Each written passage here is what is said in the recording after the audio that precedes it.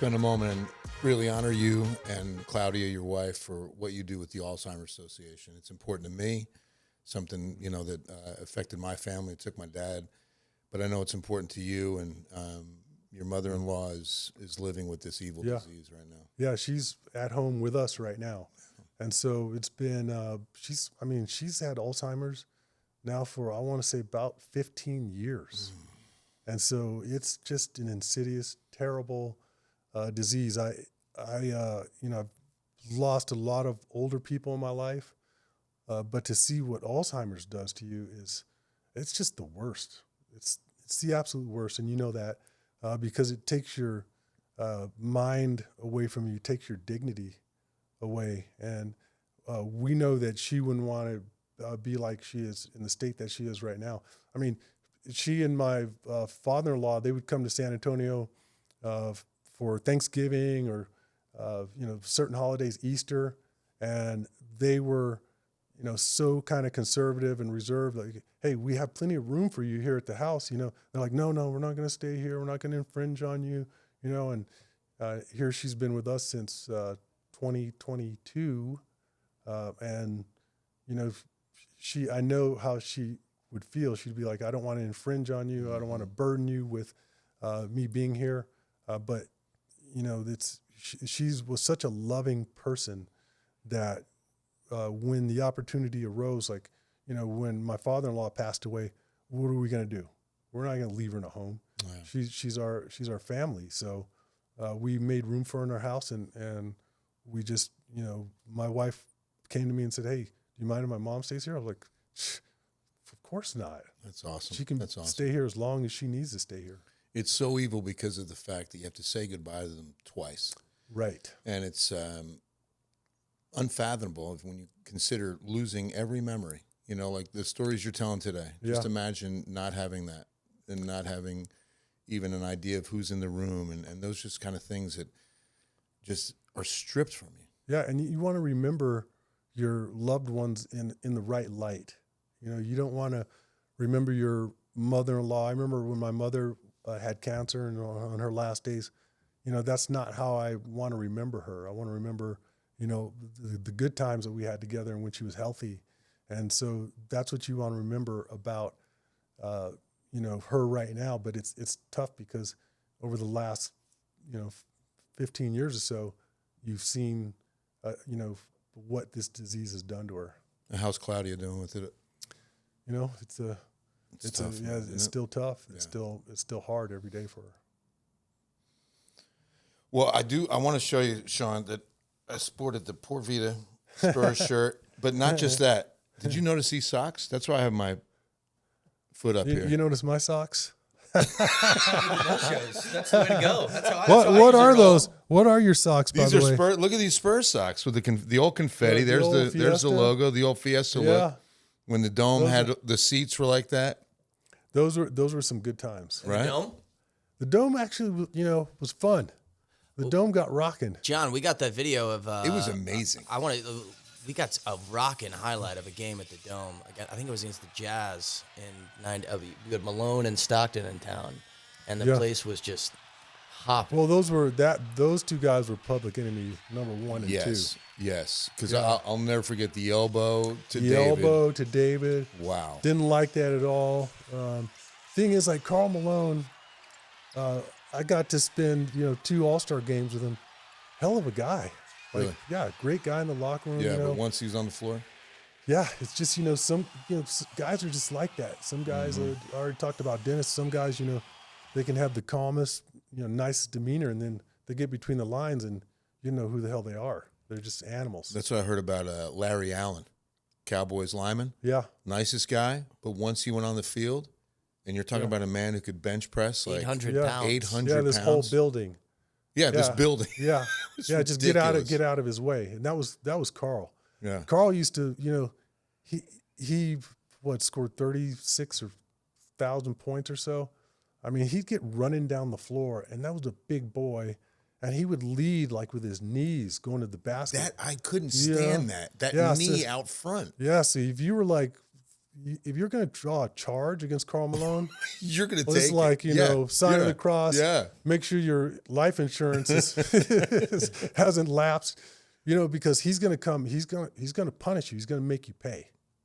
That's how the old NBA was. Then that change happens where, Jazz Bulls, they have that series, and then you guys emerge then sort of out of that as first-time champions. What was sort of the biggest switch that flipped for you guys to power through in the West? It was belief. We had to believe we could do it. In 94, 95, I thought we were going to win the championship. We had the best team in the league. Of course, Hakeem Olajuwon goes crazy on us. Next year, 95, 96, we have, believe the best record in the league again. We lose to the Utah Jazz. And so I felt like maybe not all 12 guys believed that we could win or we should win. In 99, we believed we could. And I think a lot of that was, obviously we had Timmy, and he was, just an unbelievable player at the time. Big Dave was still really, really good. But I give a lot of the credit to Avery Johnson, because, he's a little general, but we call him other names at the time. He was so intense. Couldn't take a day off in practice. Couldn't take a minute off in the game. He was so intense, and he was on everybody's ass all the time. Didn't matter. Yeah. He was on Dave. He was on Tim. If he felt like the coaches weren't doing something right, he'd say something. He just super intense. And then the other one was Mario Elie. Mario was a dog. Yeah. And so Mario and I, we were always feel like we were going to lock up the other team's wings, and we would talk about it like, we're not going to let them score. We're going to get after them. And I knew that Mario was going to lock down and get after people. So I felt like I had to do exactly the same thing. When you hit the Memorial Day miracle shot, number one, kind of cool story. My wife and I heard it on the radio. We were on the road. Yeah. And when Jay Howard, yeah, remember? And it was the biggest bang. There it is. Yeah. There it is. I mean, it was just such a moment. And if I remember right, you telling the story, this was not the play you guys drew up. No. I mean, if you see it from the, like I call the game cam, which I like to telestrate off of, Steve and I kind of switched positions at the last second because Portland stepped out of bounds for a delay of game. But the play was for me to throw it down to Dave. See Dave down there in the low block? Okay. I was supposed to throw it to Dave in the low block. But when I turned around and saw the basket, I just saw the basket. That's all I saw. I didn't see Rasheed Wallace.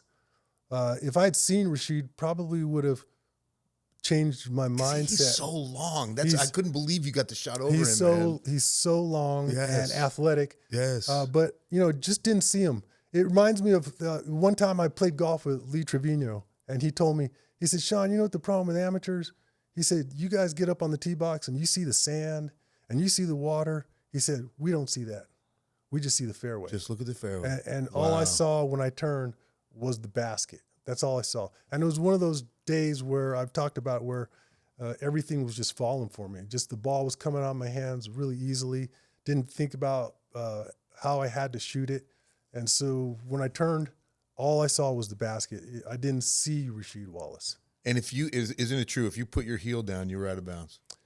Yep. Right? Yep. But you were like that close to the line on the side. Unfortunately for Portland, I didn't put my heels down. I'm sure Rasheed probably had some words about voices of frustration about that one after the game. And that's always my favorite trivia question too: is who got the assist on the Memorial Day miracle? That was Mario. And Mario and I, that we had hooked up earlier that year in Phoenix, where the play also wasn't for me, and he threw it cross court from the other side of the court, and I caught it and made a jumper at the buzzer, and we won the game.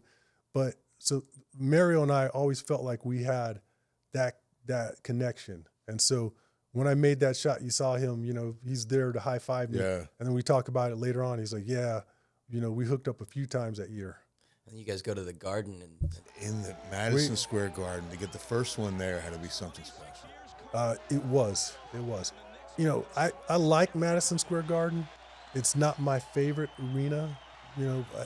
I know it's the most famous arena in the world. I like playing at other places. I like the atmosphere at other places better. But if you're going to win it anywhere, that's a great place to win it. Such a I mean, statement. Absolutely. It is a statement. And for us to get our first one there was really, it was awesome.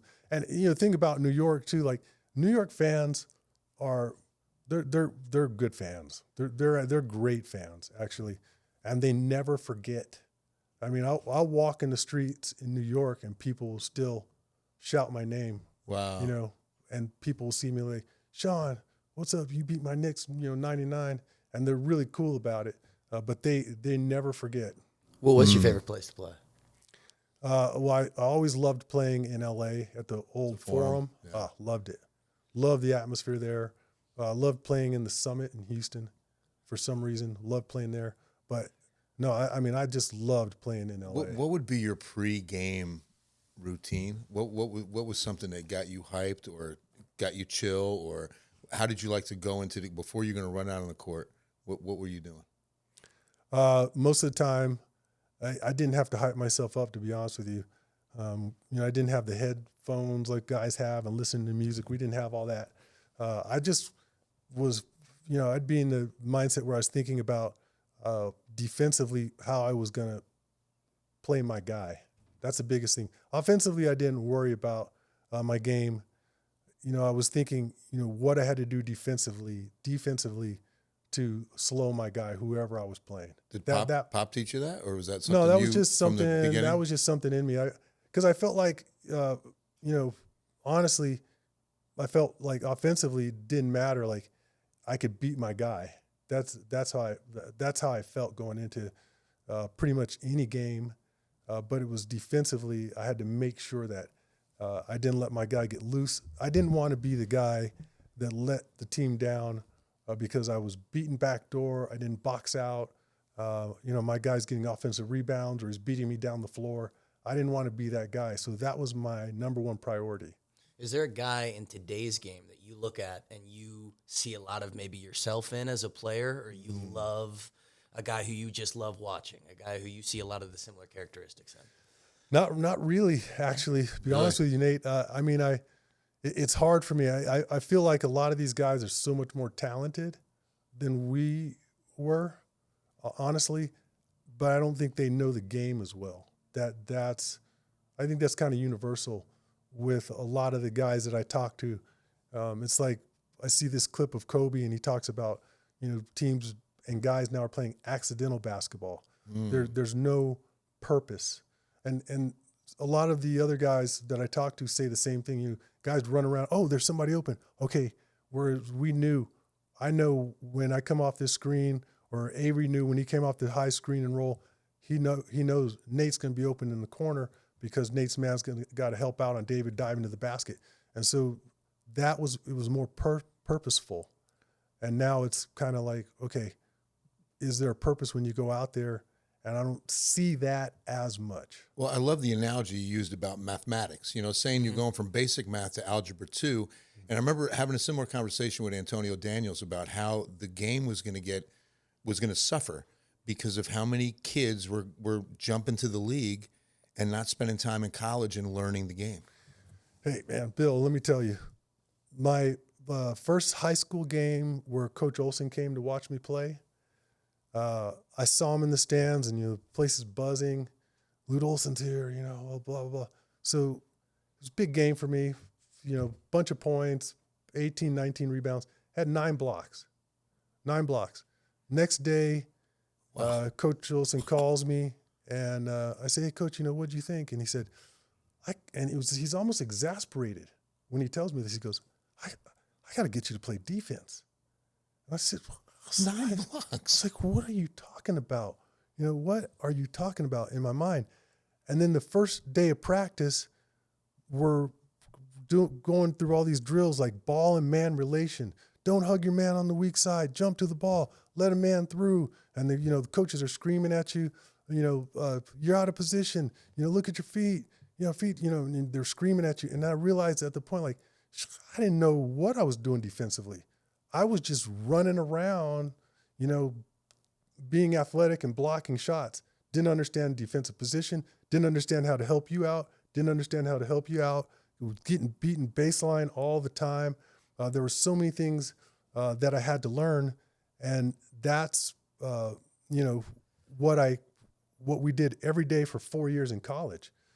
Our first 45 minutes of practice was fundamentals, knowing your position, where you're supposed to be at all the time on the floor. And so when you have guys that go to college for a year and they're not getting that drilled into them all the time, you have what Pat Riley would call slippage, where you get that for a year, but then you forget it. And NBA coaches don't have time to run through all that stuff during practices. They're trying to implement schemes. Right. You're trying to run plays and understand things. So, like, half the time when I'm calling games and, we do the HEB inside the games and I'm getting ready to tell straight, my producers say, okay, what do you see here? And I say, I see so many things that are wrong. So many guys are out of position. And there were a couple of times I'll say, look, you should be able to see the guy's jersey numbers, and you don't see his jersey number because he's turned this way and he's out of position and he can't see Bill and he can't see Nate at the same time. So, you go back door and you beat him, and all that stuff was drilled into us over and over and over again. I tell my producer, I said, I can remember the 3 or 4 times in my entire career where I was beaten backdoor. And now it's like, I see guys get beaten backdoor, 30 times a year. Right. and what can you say? But when I say stuff like that, then I sound like a curmudgeon, but it's the truth. It's really what happened in the game. It's the truth. And you had Steve Kerr was a teammate of yours, was he? Yeah. Steve was. I played 3 years college basketball with Steve. Do you see a lot of similarities, I guess, in the way you think about the game and the way that Steve thinks about the game? Oh yeah. Well, Steve and I both were under loot for so many years, and so Steve has a lot of loot in him, a lot, and so do I. And so we see the game pretty similarly. Steve, of course, had Phil. He had Lenny Wilkins, who was one of the all-time winningest coaches. Lenny Wilkins. Yeah, he played for Lenny for a while, and of course Pop. And Pop, his defensive philosophy kind of is the same. Not kind of the same. It's kind of rooted. That foundation is still the same, but it deviates a little bit out from there. Pop, did something. We every day at Arizona we run this drill called shell drill, and it's 4-on-4, and basically you have to be able to see ball and man. If you penetrate, I'm going to come and help you along the baseline, or if I'm on the low block and you penetrate toward me, I'm going to come and help and leave my man in the corner. Pop was like, okay, we're going to switch this up. If a guy penetrates at you, you stay at home with your man on the baseline. The other guy's going to come across, and he changed this shell drill, and he changed it for the way the game had progressed. And it was hard at first to kind of adjust to it because so many things were ingrained in you from so many years of college. And Larry Brown would run shell drill, same type of thing. And then Pop kind of threw this little wrinkle in it, and it was brilliant. I'm gonna get my Sunday men's league team's going to be real disappointed, but we're running the shell drill this week. Let's go Bears. Horn in the corner. Yeah, absolutely, man. Now, and we got a couple minutes left here. Who are you rooting for in the NBA Finals as we're going down the home stretch in the playoffs right now? Well, I always root for former Spurs guys, so it was tough to kind of watch Houston and Golden State because I love Ime Udoka, but my loyalty's also with Steve. I mean, Steve's my guy, and I go back. I met Steve when I was in high school. Wow. And so, he's my guy, and so if I want to see any team win it, I want to see the Golden State Warriors win. And you're rooting more for the coach than Yeah, and one of his assistant coaches, Bruce Frazier, is the guy who warms up Steph Curry all the time. And so I played a couple years with Bruce in college, and then he was our grad assistant at Arizona. So whenever those guys come to town, I'm always there, just to see them. And it's a great bond. And so those guys, I always pull for them. But you think the Spurs are knocking on the door here of getting back to the postseason here in the next couple? I think it's essential. Somebody asked me the other day, what does this team have to do to take the next step? And I said, we got to play in some playoff games. Because if you look at OKC, like a guy like Chet Holmgren, he's had 2 years of playing playoff games. Mm-hmm. That is only going to make you better. That's why they come back and they win 68 games this year, because they had some playoff experience last year. It's a whole different game. It hardens you, and you become smarter. You become more confident players and more confident team when you go through that together.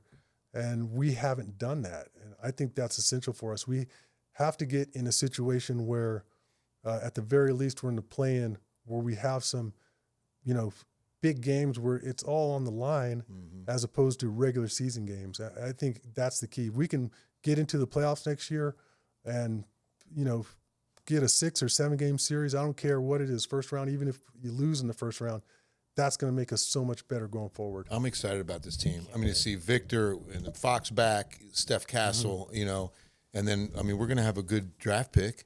We're going to have 2 good draft picks. Find out Oh, on is Tuesday. it 2? Yeah. Okay. Yeah. And so I'm excited too. I want to see Nice. where we land. I think it's next week. Yeah. In another week or so is the draft lottery. See what kind of pick we get. But those guys are still going to be a little ways away from helping us, whatever rookies they are, no matter how good they are. Do you have college guys that you watch right now that you think might be good? Just a few. But the thing is, we won a few too many games this year where I felt like we needed to be lower, lower down the totem pole. Once Victor was out for the rest of the season, De'Aaron Fox is out. I felt like we won a few too many games down the stretch. Yeah. But you, at the same time, you don't want to get into a culture of losing, and you want these young guys to learn how to win games, and they did that coming down the stretch. And so, I don't think that we have to make a lot of big moves. I thought bringing in Chris Paul and Harrison Barnes was huge for us. Chris Paul, those 2 guys, can't say enough about them. The kind of knowledge they bring to the locker room, the professionalism. Is Chris Paul coming back? I don't know. That's gonna be up to him. And Harrison, it sounds like a very rich person, like in the Hamptons. Lord Harrison Barnes. Lord Harrison. Can you Duke. fetch my gloves, Harrison? I believe they're in the foyer. Respect, man. That guy's been doing it at the highest. He was the number 1 recruit in the country Harrison out of high Barnes. school. Yeah. Harrison's. How about you could pair another guy with a similar name to him next year? Walter Clayton. Walter. Boy from You Florida. got to say that with your Oh, teeth. yeah. Walter Clayton Jr. He's Walter Clayton Jr. That's the sharpshooter out of Florida. Sean Elliott, man, we thank could you keep so this rolling. much. Thanks so much for coming by, Sean. My Seriously. come back? pleasure. Yeah. Come back. Come on. Come on, man. Just ask me. I'll be here. Awesome. Great to see you, man. Good to Sean see you. Elliott, Thanks. guys.